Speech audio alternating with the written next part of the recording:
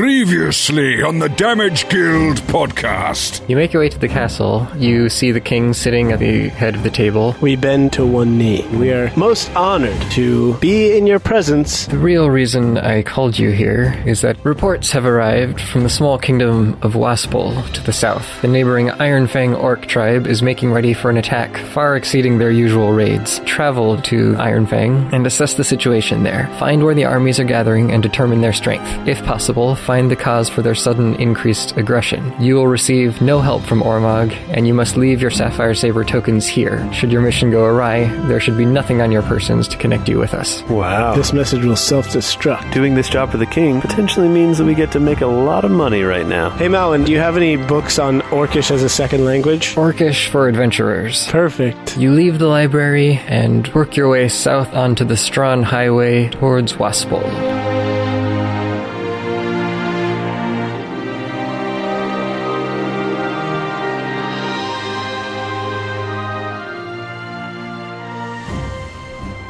Into the great beyond. Where no halfling, gnome, Goliath, and badger have gone before. You follow the southern road, and after a good day's walking, you arrive at a small town surrounded by a crenellated stone wall about 10 feet tall. It's like a mini castle wall. Very small castle wall. Okay. And you can see across to the opposite side of the town already, and on the south side, the wall also extends into the distance in either direction, east and west, along the border between Ormog and Waspel. Whoa, dude. They have a border wall? Wow. Like this. So this is a 10-foot-high crenellated wall that just spans the border. This is like a Donald Trump style that just goes... Wasn't going to say it. Glad someone else did. Shabba, I think you're thinking of the Great Wall of China, except, like, mini. Like the not-so-great Wall of China. And it's got, like, the bones of people that, like, helped put it together, erecting yeah, it. Exactly. Just fused into the stonework. As you get a little closer, you can see that some parts of the wall look like they're not very well maintained, so this is likely old and left over from an earlier time period. Okay. Interesting. Could I history check what time period, please? Sure. Dude, we don't make enough checks around here. We need to start making some more checks, people. We don't make enough history checks, and I'm very good at history checks, apparently. Make a check! Alright, so that would be 16. Alright. You believe that this wall was actually built in the late Empire period, 250 years ago or so. Wow. Like the empire where the king that is being resurrected potentially from, that empire? That's the one. Yes. That's the last empire, yep. It's just the Empire to most people. Okay. The Altoric Empire, but most people just know it as the Empire. But yes, it looks like this wall was probably built back then and has likely changed hands on who actually was on either side of it, who manned it. It's still in decent condition considering its age. I will ask this question to Tokas' mind by proxy. Tokas, does your mind know with your history check why this wall would have been built between these two kingdoms? Because if the empire was still happening, was still a thing, then these kingdoms hadn't necessarily subdivided yet. So what would have been like the purpose historically of a wall such as this? Walls like this would have been built to kind of subdivide different counties or fiefdoms, etc., or possibly to keep out non-kingdom or non-empire dangers, such as monsters, because not all monsters would have been involved in the empire. Okay, so I'll bet you if this side looks run down, I'll bet you the other side is like real bad. Because that's the orc side. Yes, so it's probably built to keep out orcs, assuming that they were still in this territory at that time. Mm-hmm. Yeah. Okay. Well, guys, we're going on the other side of the tracks, that's for sure. Yep. Only one way to find out, and I just take a running leap and just jump all the way over the wall. Wow, that was impressive. Yeah, thanks. Okay, well, it's still like a mile away. I'm pretty sure you would need to take an athletics check on that one, Azlo, considering it's like 3 times as tall as you. I was going to have Stripey dig us a little, like, tunnel underneath the wall. It looks like if you went far enough along it, you could probably find an opening you could easily scramble over the top. Okay. Okay, so the path that we're taking now is not a road. We're just like walking through the fields. Right now you are on a road that's heading to a town. The town is encircled by this wall, but it also extends in either direction from the town. From the town? Okay. So the town is like a way through the wall, then? Yes. Okay.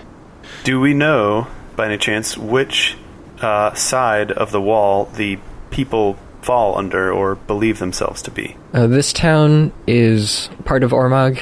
So the town of Jabel is border town in Ormog, and the entire town is also built on this side of the wall. So it's at the far side of the town is where the wall extends. An open wooden gate guards the entrance from the road that you're on, and you can see a few guards walking around the tops of the walls, but it doesn't look like it's very heavily guarded at this side. Okay, I wave to the guards. Hey, guards! What's a garden? Aren't they orcish guards, or are they human? They're human. No, this town is part of Nenept. Part of Ormog. Nenept is the city. Yeah, sorry, part of Ormog, yes. That was, yeah. So one of the guards waves back, says, "Hail, welcome." I do a cartwheel to entertain him, because it's probably real boring up there. He just kind of nods and says, "Good job." No, get out of my sight. You worthless Thank you. creature. Thank you. Well, let's head on into Jabel. It's late evening, but you can see the townsfolk still going about their day-to-day business, and you can tell that the activity is kind of winding down as the night draws near. When you make it to the edge of the town square, you find a 3-story inn with a sign outside declaring it the Sweetbriar Pub. Well, wow, that sounds real good. Yeah. You can hear soft music and laughter as a pair of guests open the door and step inside. I like things that are sweet, and I like briars, and I like pubs, so this place is probably 3 times as good as all those things. Let's go in, then. Is that by multiplication, Azlo? Like, instead of adding them together, they multiply? Yeah, there's a reason I was a music major, not a math major. Yes, let's go in. The pub has a relaxed atmosphere. A faint aroma of spice and incense hovers in the air, and you can feel it soothing your muscles as you breathe it in. The dining area is well lit by a blazing hearth at the far end and candles set in sconces on the walls. A young woman in a clean apron stands behind a counter next to the door, and tables and booths fill the rest of the room. The woman greets you as you walk in. I say hello! "Welcome, dears. My name is Plana. We offer fine food, drink, beds, and conversation. How may I help you this evening?" Hello, Plana. Wow. Where's your sauna, Plana? We'd each like an herbal face mask and some cucumber slices, please, for our eyes. This is a ritzy joint you got here. This is a real nice place. We don't have a sauna, and we don't offer such services. As I said, we offer food, drink, beds, and conversation. All right, well, how about some conversation, then? Yeah, what'll that cost us? Yeah, what is your charge for good conversation? I'm talking, like, some of the best, like, deep emotional conversation. What does that run? I believe that's called hiring a therapist, Shabba. Which, honestly, thinking about your character, maybe we could use. Yeah, that's true. If there's anyone here who, well, I don't know, debatable. Probably all 3 of us could use a good therapist. Yeah, do you have a licensed psychotherapist on staff? And what is their hourly rate? Sit down with each of our characters individually, and Thane plays out like a D&D therapist. Like a deep interview, getting into all your issues. Exactly. So tell me about your mother. Yeah, basically just Thane asking, how does that make you feel, over and over again? Conversation comes along with the meal, should you choose to engage in such conversation. Okay. Looking around the room, you can actually see that it looks like several of the tables have the barmaids or waitresses sitting with the guests and talking with them for extended periods. All right. Wow. So, good conversationalists. That sounds nice. It'll be a real change of pace to meet a barmaid who doesn't just, like, walk off, you know, the drop of a hat. All right, let's find ourselves a table. Is there one open, or can Plana bring us to a good spot? Yeah, is there a hostess? Do they seat us, or is it seat yourself? I guess she kind of is the hostess, right? Yeah. Okay. If you would like a table for 3, be right this way. And she leads you over to a booth near one of the windows. Excuse me, Plana. 4, please. And I open my pack and let Stripey's head poke out. Table for 4, please. She lets out a scream, but stifles it. Oh, all right. This is my good boy Stripey. Well, the same table should do just fine. She kind of nervously goes over to the booth. How much for a meal for all 4 of us? We would charge 15 silver. There's a slight discount if you would also wish to rent a room for the night. Let's do that, too. That sounds nice. All right, the bundle for room and board comes to a total of 14 silver. Quite a discount. 3 gold. 3 gold? I can hear Azlo puckering. Yeah. Oh, this hurts. Oh, that's steep. I can assure you our rooms are of the highest quality, as are the meals. Well, we are not, so that's not going to be a good fit. Yeah, you know what, Plon? I don't know you that well. How can I be so sure? You don't seem like the trustworthy type. Azlo very hesitantly hands over 3 gold from party funds. Oh, nice. I mean, I say nothing out loud. I was looking at my gold total, thinking, how will I ever afford this? How can I afford this? Is way out of my price range. Thank you, sir. Would you like today's special? We are having honey-glazed boar back and turnips served with mead. Stripey's head pokes out of the bag. He's like, let me get some of that. I am all about it. Yeah, just make it 4 of that. That sounds great. Yeah, let's have 4 boar backs, please. Yeah. Back that thing up in here. You know what I'm saying? Trying to load up the table. It can back up into this hole over here. So that begs the question, what do you do with the rest of the boar if you just keep having to use its back over and over again? That is simply the special. There are other things that we have for sale as well. You also have boar legs and boar bellies and boar heads. And or tusks. are those just in a pile out back? Yeah, we make sure to use all of the best parts of the animal. Excellent. I like to see that you're an environmentally friendly establishment. That goes a long way in my book. Yeah, green organizations are definitely a thing right now. So I will be back shortly with your meals. Thank you. Oh, wow, so you're a hostess and a waitress. Yes, we do a bit of everything here. All right, great. Well, I hope you're looking forward to some nice conversation. She heads off into a back room and comes back. With the back. Yes, comes back about 5 minutes later with 4 large platters carried on her arms. She sets them in front of you. Oh no, did I forget to ask for mine plain? Oh no. Oh no. You forgot. Uh-oh. Oh no. Each one looks finely made, expertly carved and cooked, well seasoned, honey dripping off the edges too. Ooh. Oh, I'm so excited. And it's still sizzling lightly as she sets them on the table in front of you. Oh my. This is the best food I think I've ever smelled in years. Ever. I just lean back a little bit and then immediately face plant into the food and just start. I raise a finger. Excuse me, Plana. Could you perhaps bring your largest bottle of A1 sauce to the table, please? I'd like to slather these babies up. Triple A1 sauce? They come, as I said, with honey glaze on top of them. Oh no. Oh yeah, I need extra glaze. Actually, Tokas, I'll scrape all your glaze off and glaze it onto mine. Sounds good. Perfect. Just give it a nice little extra layer. I look at the sauce with disgust. Why would you ruin a perfectly good boar back? Truer words, never spoken. All right, I'd like to take a little look-see around the room and see if I notice any particularly suspicious or auspicious characters. And 17 plus something?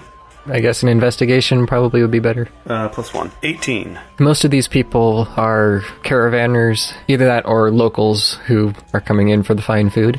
You don't see anyone who seems to stand out as particularly wealthy. I mean, a few of the merchants are in there, and you can tell that they're better off than most people, but not supremely so.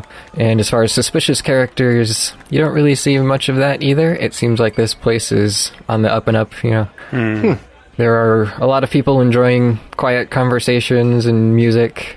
In front of the hearth, there is a bard who's playing off some tunes on a fiddle. Nice. It's not Flugby Fagov, is it? No. Okay. He doesn't play in this region. He's mostly east and north. I see. Does Plana sit down with us? She checks to make sure that everything is all right, that you're eating your meals and enjoying them. Everything's perfect. And then, seeing that you're not going to send her off for anything else, she sits down for a minute. You want a bone? I rip off a vertebra from the boar back and hand it to her. It's aggressive, Shabba. You want some? You look hungry. Oh, I get plenty to eat, thank you very much. Oh, okay. All right, cool. And I feed it to Stripey instead. So what brings a lady like you to a place like this? I've lived here all my life, actually. Oh, okay. Do you guys see orcs often? Do you get attacked by like other things that are outside the kingdom of Ormog a lot? Oh, well, that's not exactly the type of conversation that I would consider typical dinner conversation, but... Oh, well, I mean, we're on a secret mission for the king, so... And then when I try to say that, the words blank out because we're not allowed to talk about it. And then I'm like, oh, oops, I shouldn't have said that. And I'm like, oh, wait, I didn't actually say that. I'm sorry, never mind, go ahead. So now she just thinks that we're weird, Shabba. Great. Well... Since you brought it up, I do recall hearing some travelers saying that there was an orc scouting party that was seen a few weeks ago on the roads to the south. They don't tend to come up to the town very often, but sometimes I'll hear the guards talking about how they saw a few of them. Okay, so they just do scouting, basically. They don't actually ever, like, harass your borders or anything like that. There is the country of Waspel in between us and the orcs. So they see most of the trouble, although the roads in Waspel are rarely patrolled, so the orcs tend to range farther into that country. Okay, so Waspel isn't an actual orc, like, run country. It's just a country that's sort of a bit wild where the orcs tend to wander into. Right. Waspel is sparsely populated, and most of the people are concentrated in the capital city, which is at the far end of the country from here. Okay. And that means that the orcs have not quite free reign, but they're bold in their movements sometimes. I see. How long has this relationship, this border existed, do you know? Are you referring to the borders with Waspel, or with this wall in general, or what exactly are you talking about? I'm talking about Waspel. Because you live here, you gotta know Waspel, don't you? I mean, you are Waspilian, are you not? No, I am Ormagian? She's an Ormagite. Oh, okay. She's an Ormagian, yeah. Fair enough. Waspel is a relatively new country. I believe they staked their claim about 40 or 50 years ago. Well, what's all the hubbub? I mean, what's so great about Waspel? There's nothing really that... All I hear about is Waspel. Waspel. Personally, I think Ormog is a much better country. It's much safer here. And we have free trade with everyone. We are not involved in wars like all these other countries around us are. If I didn't know any better, I'd say you're trying to run for Miss Ormog. And then I hand her an application for the Miss Ormog pageant. And then the other guys are like, Tokas, there's no time for flirting. We're on a secret mission. I mean, but we can't say secret mission. Yeah. No, I'm cool with it. Go for it, man. Okay, well, you know, I do have to continue the gnomish line. There is no Miss Ormog. That's too bad. There should be. No time like the present. So yeah, I hand her a fake application for Miss Ormog that I've drafted up. That you just carry around with you? No. This is something that on the fly I just scribbled out really fast, you know. It's just so he doesn't have to ask girls for their number. He's just like, yeah, fill out this form. I'll get it into the official email, box. Instagram, Twitter, everything. So what you're telling me is that you don't know, just offhand, like the strength of the Orcish armies and or the reason for their increased hostilities? Oh, yeah. No? Okay. No, I can't say that I know any of that. But I do know that the travelers have said the danger has increased on the roads lately. Some of it from the orcs, but also possibly from other monsters. Uh-oh. Wow. Like monsters with big, hairy feet and sharp, pointy teeth? What type of monsters are we talking about? All sorts. Waspel is a wild country. Many creatures inhabit that land. It's the wild, wild west out there, huh? Yeah, really, it sounds like it. Do these travelers talk of other monsters that they feel are being incited or controlled by the orcs, or do they feel that these attacks have become more commonplace due to some unknown force or unknown reason? I haven't heard anything beyond their speculation. I can't say anything what might be causing it. Well, thanks for answering our questions. Now, if you finish filling out that form, we must be going. I saw you writing this out as you were asking me, so... Right, on a napkin. I don't even know if they had napkins. You'll be contacted by a representative from Alton Enterprises. It definitely won't be me, but he'll look and sound just like me, but don't be alarmed. He's just following up. Yeah, that'll be Okus, not me, Tokas. I do have a few other guests to attend to, but I'll be back should you have any more questions or needs. Please feel free to take your time. Oh, and when you're ready, here is the key to your rooms. Nice. Oh, Thank you. She lays the keys on the table. Many thanks. It says they will be upstairs on the 3rd floor in the corner. Very well. And then she goes off and helps someone else. It'd be nice to sleep not under the stars, but also not in interdimensional space for once.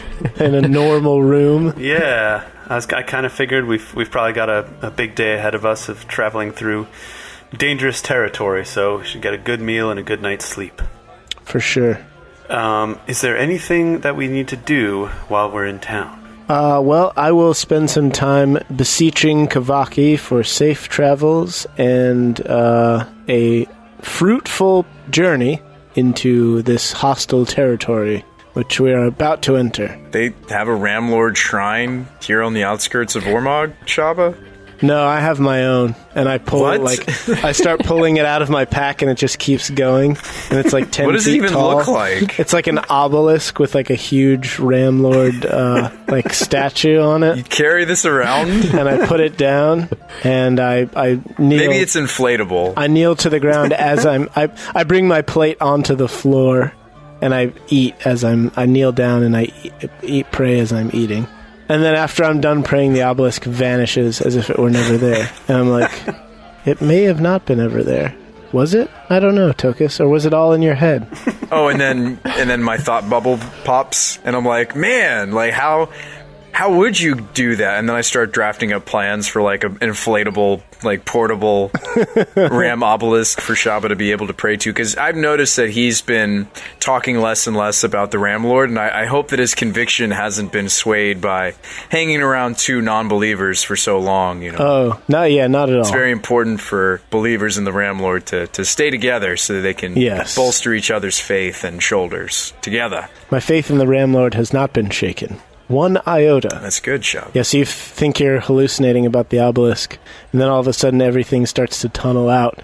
You look down at the boar back, and you realize it's been spiked with some sort of concoction, and you look up, and Plana's like, and that's the last thing you see before you fall. You shouldn't have tried to get my number. I've been waiting for a slimy gnome like you. And then that's game over for Tokas because it's a lethal poison. No, you wake up in a cellar somewhere chained to like a pipe in the ceiling. You're hanging there. And she's like, this will teach you not to ask for girls' numbers through surreptitious means. All right, and then we pop your bubble, and my thought bubble was inside of your bubble, and then Azlo's just enjoying his meal. He's just hanging out. Actually, both of our thought bubbles were inside Azlo's. They were inception bubbles. Oh, yeah. Then what was Azlo's thought bubble then? Completely blank. He was just eating his food mindlessly.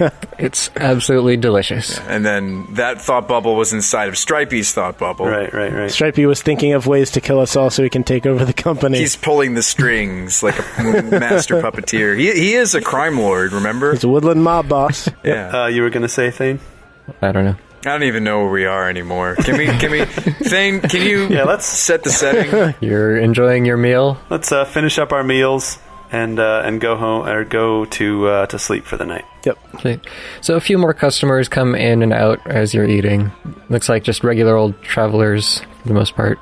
And then you head up to your rooms, unless you had something else that you wanted to talk to Plana about. I did really want to find out if we could get some of those herbal face masks, or just and if she knows anybody with a bunch of green paint that we can just cover our bodies in. I think she already said that they only offer food and drink and conversation. Well, I'm more than happy if the painter wants to talk to us while he's painting us. I suppose you could go to the sign painter, perhaps? Oh, okay. Good lead, thanks. We'll check on that in the morning. And we don't have these herbal face masks or whatever you're talking about. Really, we just need some vegetables. But we do have some of the incense that we use in the tavern available for sale. Okay, not interested, but thank you. Appreciate it. Their only spa-like item, and you don't even care. Yeah. But Shabba, these will help you practice mindfulness. You could better seek the Ram Lord if you were more mindful.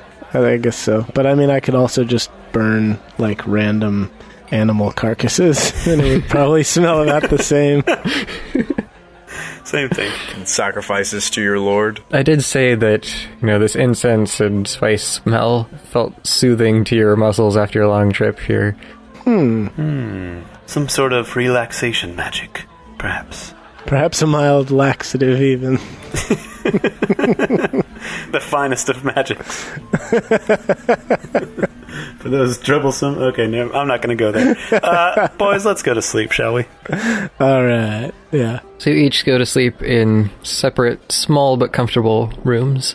You notice that the middle floor on your way up was just kind of the common room, and it had a whole bunch of beds just sitting out in the open for people to use. And then above that was separate rooms for individuals. Morning arrives, you go down, eat your breakfast, and step outside. Yeah, before we go, how much would you charge us for a little bit of that incense, Plana? No, now you want it, Shabba? I mean, after sleeping so well, I feel like that was partially responsible for how relaxed we were.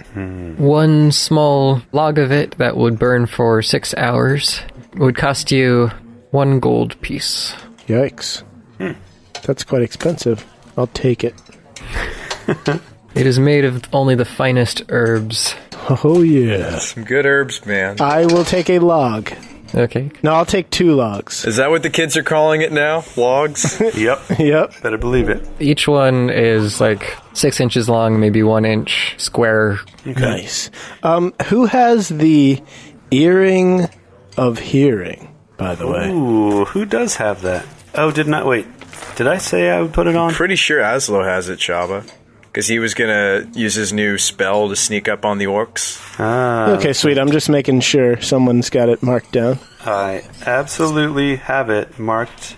What is it? Earring of hearing? As I write it on my character sheet. Hearing. Marked down. Earring of hearing. All right. Like most magical items in this universe, it rhymes for whatever reason.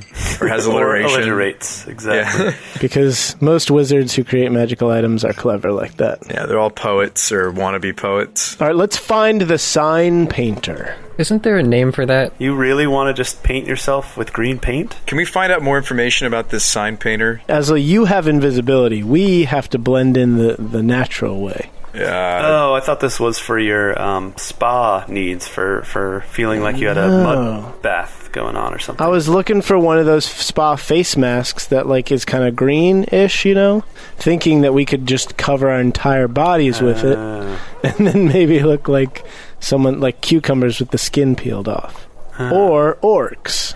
What are you trying to say about orcs, huh? I'm trying to say that orcs are... Shabba, why is it always got to be about color with you, huh? If we want to be colored like they are, then we should try to blend in. Because they're going to hate us just because we... I mean, orcs are probably one of the most racist races out there. That's true. They're probably going to hate us just because we're not orcs. So I figured if we can seem like we're orcs, then maybe they won't hate us so much. A sound plan? Oh, now the painted green makes so much sense. Not all orcs are green. No, I'm going to see if he can mix us up like a more earthy tone. Like if he can mix like dark forest green with a brown, like that will be like a pretty sweet hue, I feel like. I don't know if I want my father's armor painted on, Shabba. No, we'll take it off. Just our and skin. We'll let you dry. So you make your way over to the sign painter. You step inside and you can see that there are all sorts of signs hanging up, showing off his fancy work, lettering, and artistry with various pictures. He says, "Welcome. What can I do for you? I don't recognize you. Are you setting up shop in this town?" No, we are looking for a sign, actually. Well, you've come to the right place. All right, awesome. How much paint can you mix up at one time? Like, what's your max capacity for paint mixing? I'm not sure I fully understand the question. It's a big sign. We need like a couple gallons of paint, probably. No, not that much. Maybe like a gallon ought to do it. I could do that. Okay. Do you also have a bathtub? I have a... Why are you asking about this? Okay, so here's the deal. We need a sign that's like a life-size portrait of an orc. Have you ever seen an orc before? Can you draw an orc? Or can you paint one on a sign? I'm happy to say that I have not seen an orc personally, but I've heard tales of what they look like. Okay. Have you heard tales of the pigment of their skin? They come in various colors, like greens and browns and yellows, I believe.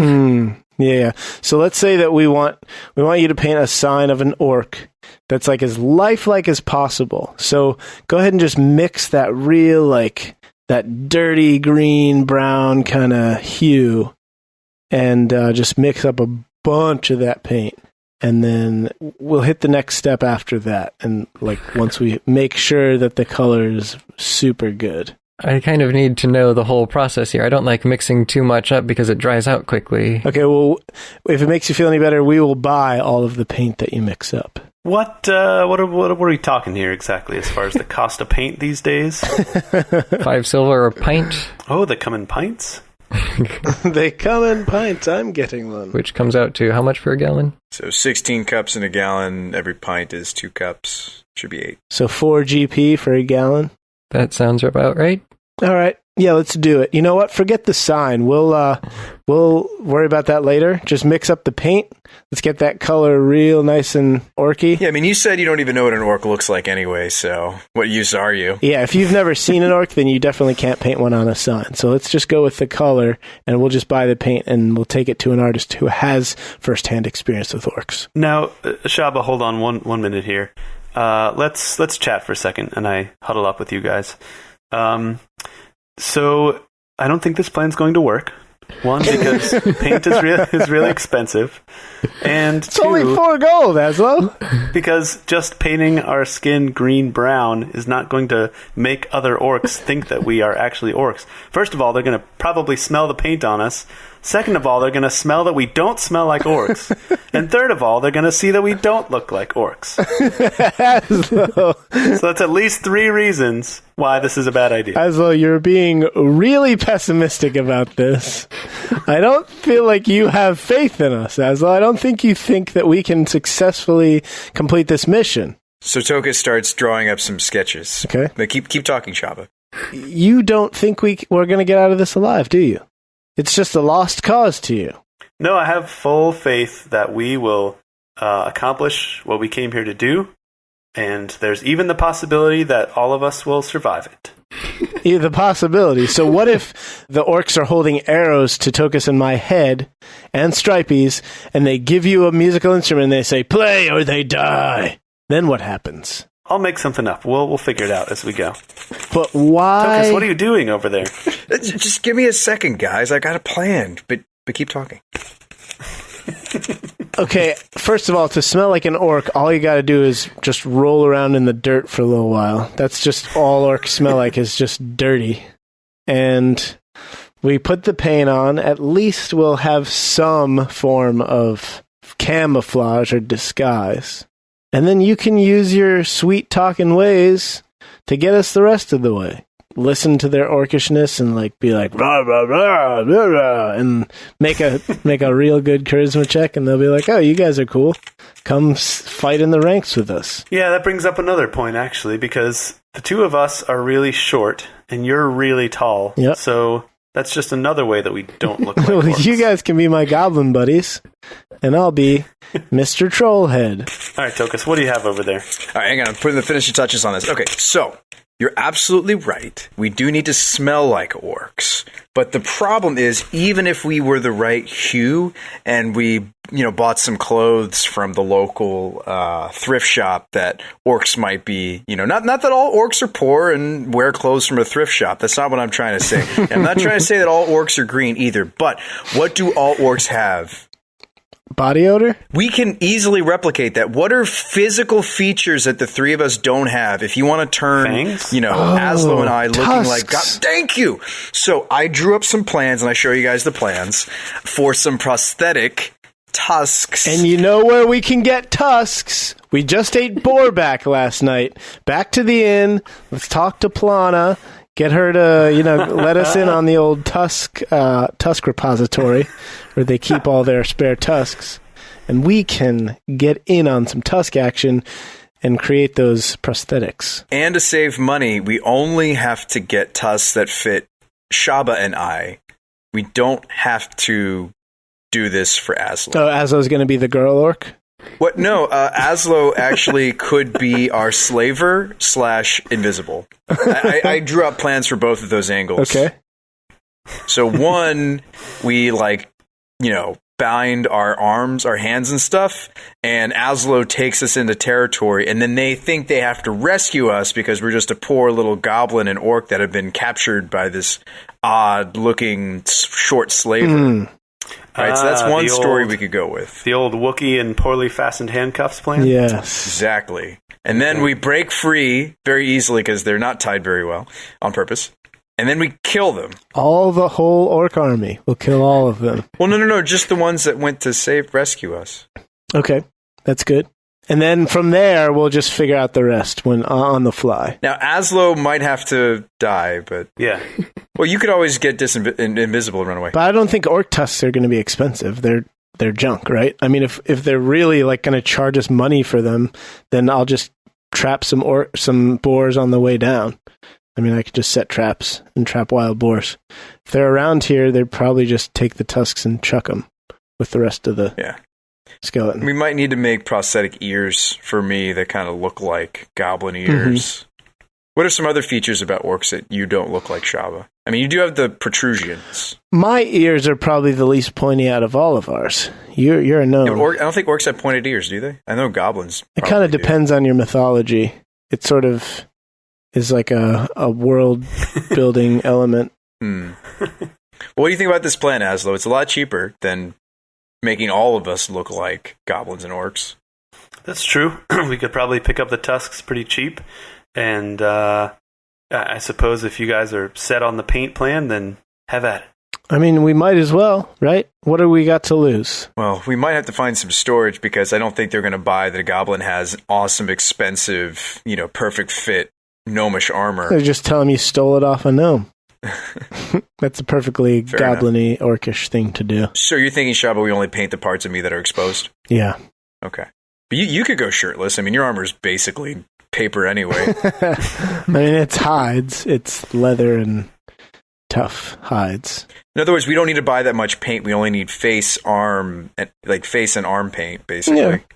Yeah. Suppose so. A couple pints, maybe? Does that sound more like in the guild budget, Azlo? Yeah, let's go with a couple pints. That should be plenty. Okay. So 2 pints, and then we'll go back and get some boar tusks out of the dumpster behind the inn. Yep. We're going to wash those, right, Shabba, before we put them in our mouths? I mean, if you must. I spend a little bit of water in my pouch. Water skin. If you really feel the need, hygiene-wise. Well, for the prosthetics, we might need to buy some, artist's clay. Perhaps, is there a potter in town? I feel like, though, don't you just, if you want to put tusks coming out of your bottom lip... I'm talking about for my ears, man. Oh, your Goblins ears. have pointy ears. Yeah. I need, something to... You know what? Let's not worry about the ears. You've got your wig on. It'll just cover your ears, doesn't it? That's true. It would. Well, we still need to find, a pigsty to roll around in. At least Shabba and I. I'm sure there's some pigsties we can find. We need to smell even worse than we do now. You also still have a few days of traveling before you officially reach the orc territories. Yeah, so we're going to just want to hold on to that stuff, and it'll give Tokas time to build the prosthetics. Out of what, though, Shabba? I need materials to work. Well, see, you drill holes in the bottom of the tusks, right?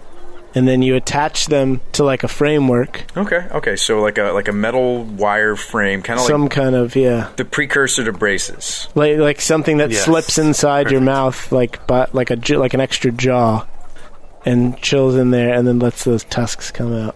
They're going to be pretty small tusks. They're wild boars, so they're thin. They're not going to be super big and bulky. And then we just walk around something like this.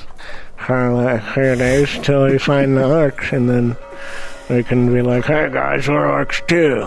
We want to be friends with you." Yeah, we let them know that we're from out of town. Yeah, we're from out east. We might need to do some research, Shabba, before we leave to figure out another clan of orcs that they know about but haven't contacted in a while. Yeah. So we're kind of like their ugly cousins. Right. I mean, everybody has an ugly cousin. It's terrible. Tokas, that's the truest thing you've ever said. Everybody has cousins. What's sad is that everybody listening to this just thought of their ugliest cousin when you said that. All right, we're definitely cutting that out, I hope, Shabba. It's got to stay. No. That was a Tokas line, not a Sean line. All right, so let's get the paint. We'll put it in some cans, and we'll take that with us. We'll take the boar tusks with us, with some metal wire, and we'll fix that up on the road. Totes. Yeah, does that sound good? Sounds good. So where might we get that? All right, let's just say you gather up materials, search in the garbage, ask around town, and eventually piece together all those little things that you need for 1 silver. Okay, awesome. Because it doesn't sound like it's much. Yeah. Not very much at all. It's a bargain. Yeah, and obviously these are not world-class disguises, but there's something. There's something that makes us look not from exactly a like distance. ourselves. Right, Yeah. even if it's just from a distance. Right, like more than 10 feet. Right. Probably more like 50 feet. Yeah. All right, and then we'll leave town and head south. Okay. Let's do it. The Damage Guild Podcast. More fun than a barrel of hobgoblins. Friends, countrymen, randos on the internet, welcome. Welcome back to the Damage Guild Podcast. Episode 50. That's right, the Damage Guild is turning the big 50. That's 50 weeks, not really more than 50 weeks, but 50 episodes, just over a year. We've been doing this thing, and it still feels as fresh as the first day we started. We've come a long way. We've been through a lot of twists and turns and ups and downs and ins and outs and backs and fronts. And we'd like to thank you for being here through it all. We have so much more exciting, great, wonderful, hilarious, fun, and other such things coming up for you. The best is yet to come, I promise you. Now, on that note, we have resumed, or will shortly be resuming, our live streams, our Champions of the Multiverse campaign. Now, given that we are only releasing episodes of the podcast every other week now, it's not feasible to continue to announce when our live streams are happening beforehand, just because we don't always know far enough in advance. So the one thing you can do if you want to catch our live streams is go to twitch.tv/damageguild, hit that follow button. You'll be notified whenever we set up an event or whenever we go live. And of course, if you can't catch us live, check out our YouTube page. Go to thedamageguild.com, click the YouTube link, and you can watch past episodes when we post them. Be sure to also follow us on your social media platform of choice, whether that be Twitter, Facebook, Instagram. Well, we don't have an Instagram, but you can try to, I guess you can go on Instagram and just tell people about us there too. If you want, don't forget about our Twitter naming suggestions. You can go on Twitter, give us an @mention with your suggestion for a name of something in the game. Could be an NPC, a tavern, a town, a village, a villain, anything you might find in a pseudo-medieval fantasy world like the one we play in. If we like it, we'll use it, and we will give you credit for it via a shout-out on the show. You're going to be hearing some of those shout-outs very soon, if you haven't already. I've lost track of which episode we actually started using the suggestions in, but if you haven't heard them already, they are coming. It's just that, we record in advance and so on and so forth. You know the drill. So be on the listen for that, and definitely get your suggestions in if you want to get a chance to have your Twitter handle and or your actual name and social security number read out on the air. Just kidding. We don't know your social security number, so we won't read that. Definitely go to player.fm and subscribe to us there. There's a huge list, an ever-growing list, unfortunately, of best of D&D podcasts, and we've got some stiff competition there. We need your help. We need you to continue to go there and subscribe. Have your friends go there and subscribe. Boost us up in the rankings there, because that's a huge resource that people go to from search engines, mainly from Google. So we would like to appear as high on that page as possible. Don't forget, if you want to get a personal message on the show, you can go to thedamageguild.com/decree and submit a royal decree. Also, if you'd like to donate, you can go to thedamageguild.com/donate. Or if you would like to donate and get something in return, go to thedamageguild.com/shop and check out all the sweet merch we've got over there. If you'd like to get in touch, send us a message, tell us how we're doing, you can use the contact form on our website or email us at guild@thedamageguild.com. We'd like to take a moment to thank our wonderful audio providers, Tim from tabletopaudio.com for the use of his incredible soundscapes, which do so much to add to the atmosphere of our show, and Matt from MatthewPablo.com for his excellent theme and background music. As always, you guys are the best ever. I don't care what any other podcasts say about you. You're great and wonderful, and we love you all. Thank you for listening. Now, please enjoy the rest of this episode, and we'll see you again on Monday in just 2 short weeks. You are listening to the Damage Guild Podcast.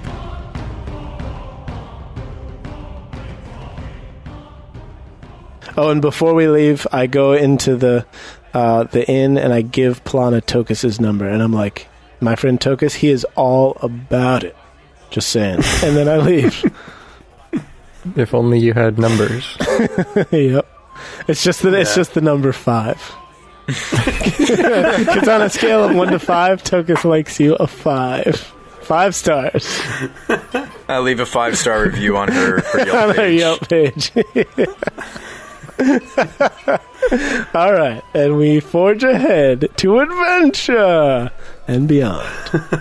Okay. Are you Buzz Lightyear all of a sudden? Yep. One more question. Do we know what separates the countries of Waspel and Orc land? Just the capital city, I think. If you refer to the map, you will see I will refer to that. that right now. Waspel is a very small country directly south of Ormog, and Ironfang only touches it at one tip along a river. So there's a river between Waspel and Ironfang. There's also the other country of Pardel, but depending on how you approach, you may or may not pass through that. Okay. You also know that the road that you're on leads essentially following the coastline south, then bending west, and it goes all the way to the end there, to the country of Strawn, which would take several weeks to get to. Strawn is the one that's east of Ironfang? West. West. It's labeled on the map. Oh, Strawn. Okay, I see it over there. All right, gotcha. All right, as long as we know what sort of landscape to look out for, we will head in that direction. Are you planning to follow the road as far as it goes, or are you going to head through the countryside more directly towards Ironfang? What do you think, guys? Let's take the more direct route. Okay. The road less traveled by? So you follow the road for about half a day before it starts curving more, and you decide to split off and head kind of south-southeast towards Ironfang. The landscape is lightly forested as you're walking, because sometimes it's open field, sometimes there's light forest. A few hills here and there, but fairly flat land. Well, I do like it plains. As it's getting close to the evening, you actually see nearby in a small clearing in the woods that you're walking through, you smell more than see at first. You can smell something dead in the woods. Ew. I'll investigate. You sneak through the brush and see a small family, perhaps, of boars lying in the middle of the field here. Are there Wow. evidence of wounds? Like, are there arrows in them? Are they, bloody and slashed open? You don't see any arrows. You can see what looks like several piercing wounds of some kind in each of them, though.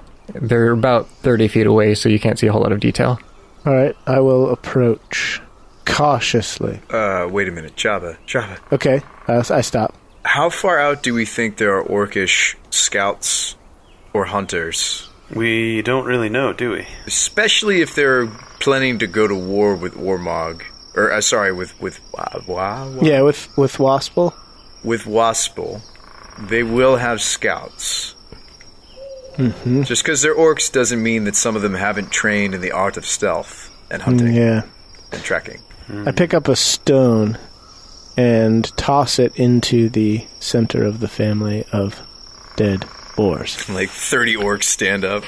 Yeah. No? No, I'm thinking more along the lines of like some sort of a trap, like a pit trap or something. You toss the stone in, and as it lands, you see a cloud of flies disperse momentarily before coming back. Gross. All right, I will approach very, very slowly and very cautiously, taking each step tenderly in case the ground were to give way beneath my feet. Each step tender-toely? Yes. Indeed. As you near the group of bodies, you can see that each of these stab wounds is circular and maybe half an inch to an inch across. There's surprisingly little blood around the scene considering the types of wounds that were made. But it looks like these things probably died a couple of days ago, so they're already kind of being eaten away by the flies and other animals. Like something punctured them with like a blunt metal spear and cauterized them at the same time. That's odd. It doesn't look like the wounds are cauterized. There's just not much blood lying on the ground around them. How close am I? Like I say, you can make it up to about 5 feet and see all of this. Okay. I get up that close and crouch down and take a closer look without touching anything. Do you want to make a check? Yeah, I think at this point... Actually, I don't want to tell you what kind of check to make because you might give it away. So I rolled a 5 on the d20. All right, so you don't know what would have caused these kinds of wounds. Weird. Now that I'm up here, nothing's happened. I just give the tree line one last scan. I look around and percept for anything around. You scan the area and you don't see anything unusual. All right, then I motion for Tokas and Azlo to come up with me. All right, I'll clump over. We approach. I don't know what could have caused these wounds. I've never seen anything like it. Look at how curious these blast patterns. They must be Imperial stormtroopers.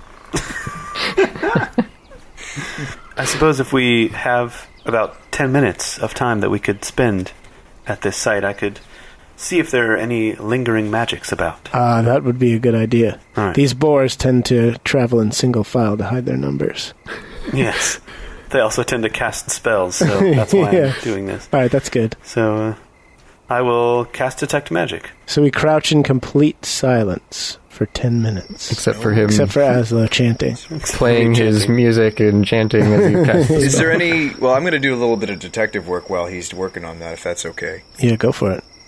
So these circles, how close are they to one another?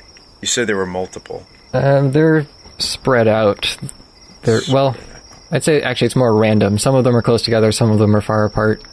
But it looks like each of these things was pierced by at least 8 to 10 of them. Of them? With these holes. 8 to 10 holes. Holes. Well, time to make a check. 13. Investigation. I don't think there's really much more that you can learn with that. So they're not, like, in pairs? No. It looks like individual holes. Okay, I was thinking vampires.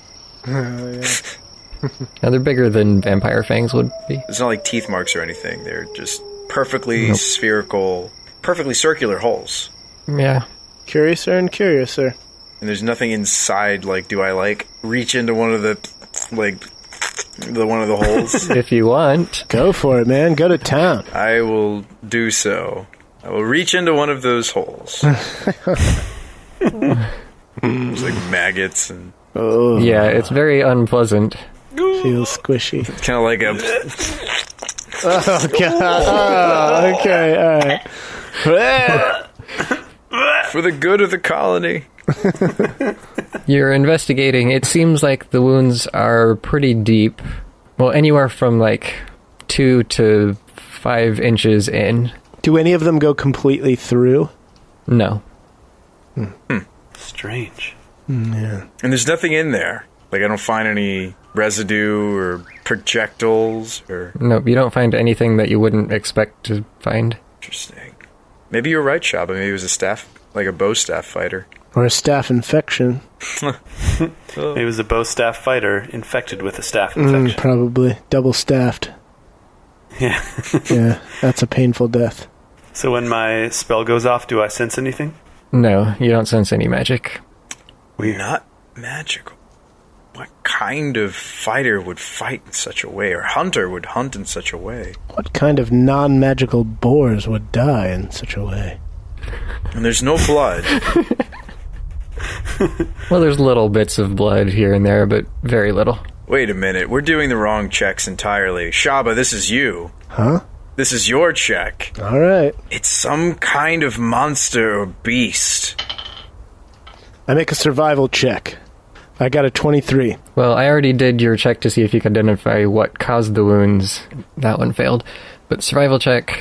To detect any traces of what or who may have caused this gruesome death. You scout around the area. You're looking for traces of, like, other things walking around or whatever. And you see no tracks except for the boars. These boars committed suicide. They killed themselves. Yeah, it's the fact that it's the whole family of boars all together in a group is also really weird. Like, if it was hunters, they would have shot one of the boars and the rest probably would have scattered. But how did all of them die? It's like they were gathered up? Yeah, all at the same time. If it were an animal, it would have eaten them. If it were a hunter, it would have taken the bodies. Right. But there's no blood. It already got what it wanted. What if its sustenance was the liquids, Shabba? Ooh. And I start looking for webs. You find a spider web between some trees. I knew it! And we questioned that spider. And then like a giant spider steps on that web. And we're like, ah! Or is it like vampire bats or something? It was a vampire. It was a spider vampire. It sucked out all their blood. Yeah, it's something that sucked out the juices. Oh, man. And it's going to suck them out of us. Cut down the spider web and see if a spider comes. It looks like a standard web that you would find anywhere in the woods. Oh, so it's not like a huge springy web that we could like bounce on? No. Guys, I got a bad feeling about this. And Tokas, like, unsheaths his rapier and lets loose his lightning lure. Oh, my. Guys, I don't think we're alone out here. You should whip the spiderweb down as a show of prowess. No. Oh, yeah, it's a cantrip. I can. I whip the spider web. I'm not wasting a spell slot for that. Okay, it tears apart as you whip it. Ha! Take that, spiders! It's a little spider fry with the electricity. Problem solved. All right, our job is done. Well, boys, let's move along. Yeah, mystery solved. It was a little baby spider. Another heroic encounter solved by the AAA team. Let's head home, boys. We've done our work here. All right. All right, I sheath my weapons, because I think we're fine now. And we walk with one arm out ahead of ourselves and the other arm on our hip. We're off to see the orcs. The wonderful, wonderful world of orcs. Oh yeah, that's true. They skipping kind of along did do like that with in the Wizard of Oz. They skipped with one arm out in front of themselves. Didn't they do that? Yeah. Yeah, exactly. That's why I was thinking of it. And we find like a yellow brick road and we start to skip. And Yeah. All right. Well, All right. let's move along and hope that we don't find any more of these things, or what caused it. It is getting late, so it's getting close to time to camp. How much farther are you planning to walk if you're... We walk to a secluded part of the woods. Like we'll get like a good distance from. We'll go like half a mile or more, like a mile away from that site, that clearing where we found the boars before we make camp. So we have a good distance from them. Agreed. So you travel about another mile before setting up camp, and you build your little fire under the canopy of trees. You have to clear away all of the leaves here because it's getting to be that time of year. Yeah. So there's not much of a canopy overhead. Okay. In the middle of the night, during second watch... That's Tokas' watch. That's Tokas' watch. I'm up. I will have you make a perception check. Sure. 11. So you're standing there looking around... in between tinkering with your stuff. You have one pair of the tusks in your mouth to try them out while you're working on another. You're like, And you are completely caught by surprise as you see at least a dozen small, well, maybe not so small to you, flying creatures descending on you from the sky. Oh my goodness! And I start yelling and running back to camp. Shabba! Azlo! Well, I'm not going to call it for stripey self, but Shabba! Azlo! Azlo, Shabba! You are surprised, but roll initiative. Time to do it. what are they? They're flying armadillos. I've never seen anything like it.